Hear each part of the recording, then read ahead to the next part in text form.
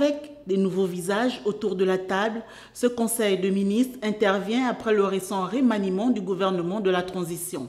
Après la prestation de serment présidée comme à l'accoutumée par le chef de l'État, cette séance de travail se veut pragmatique avec en ligne de mire l'efficacité de l'action gouvernementale. Avec l'équipe gouvernementale, le chef de l'État veut pour ses compatriotes plus de réalisations qui intègrent le développement inclusif de Libreville jusqu'à l'intérieur du pays.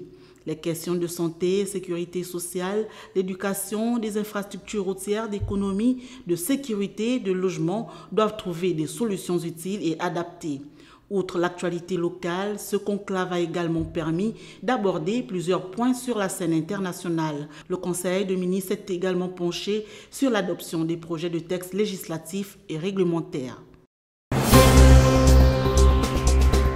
Premier de cordée, Séraphin Davin Akouré, natif de Lambaréné dans le Moyen-Ogooué, le porte-parole du gouvernement hérite du portefeuille de l'énergie. Il a reçu ce jour les instructions du président de la transition pour résoudre le déficit énergétique sur l'ensemble du territoire national.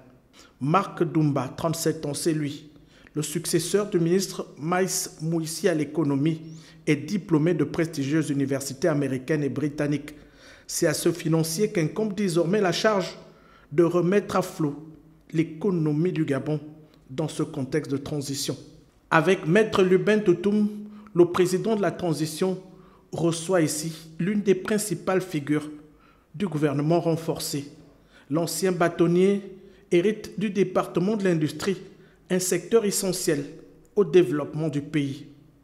La charge de l'enseignement supérieur, de la recherche scientifique et de l'innovation technologique incombe désormais à cette femme Marcel Ibinga, épouse Ititsa.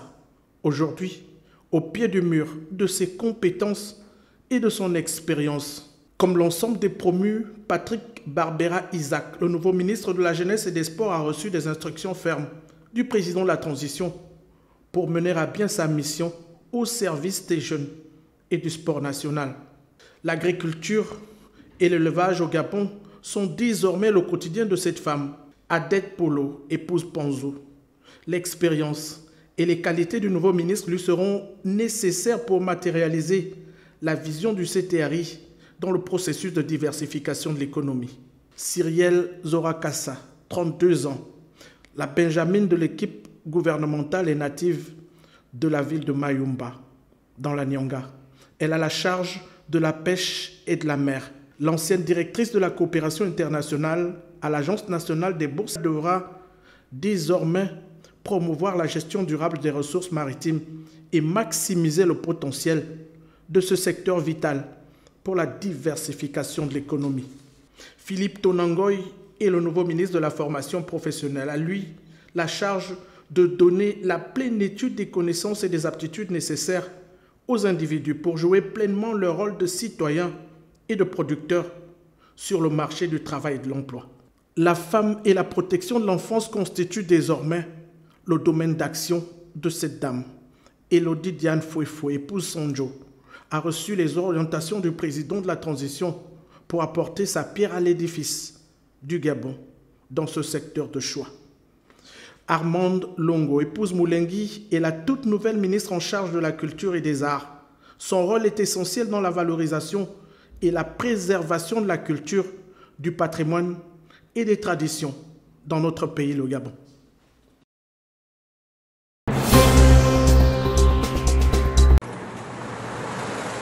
C'est ce samedi en matinée que les premières vagues de bovins réceptionnées hier au port d'Ovendo sont arrivées à Ndendé, site retenu pour leur production. 10 mois après, nous avons reçu nos premières bêtes et c'est vraiment la satisfaction totale.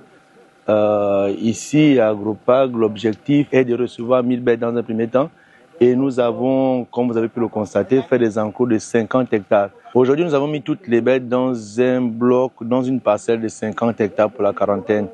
Et nous avons prévu 2 blocs, quarantaine, 50-50. Donc toutes les bêtes qui viendront d'aujourd'hui jusqu'à la fin du stock qui est arrivé seront stockées dans 2 parcelles de 50 hectares. Sur les 1000 bêtes prévues, 136 ont ainsi intégré leur environnement constitué des verts pâturages.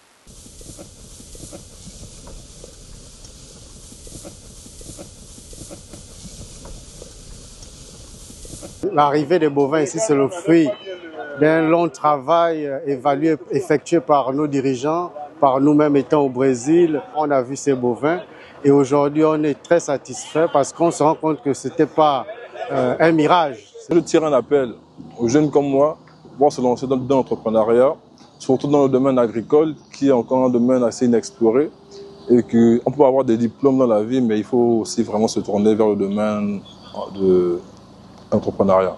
Initié par le chef de l'État, Brice Clotaire Oligui Nguema, et mis en œuvre par le Premier ministre Raymond Dansima, ce projet s'inscrit dans une dynamique de réduction des importations et d'autonomisation des nombreux jeunes Gabonais.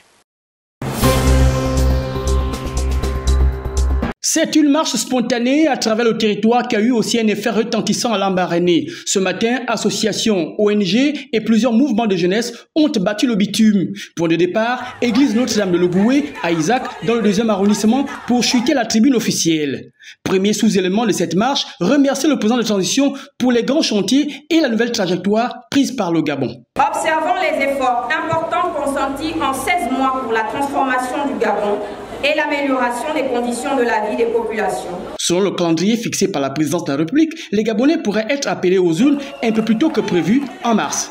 Cependant, l'homme du 30 août 2023 reste ambigu et joue aux prolongations quant à sa participation à ce scrutin présidentiel. Fort des belles promesses lancées, le peuple gabonais veut forcer sa décision par un oui, comme la copie rendue par ce même peuple au référendum. Contre les forces d'inertie, contre celles et ceux qui n'ont comme projet de société la division, l'injure et la calomnie. Et vous demande très respectueusement de vous porter candidat à l'élection présidentielle de 2025.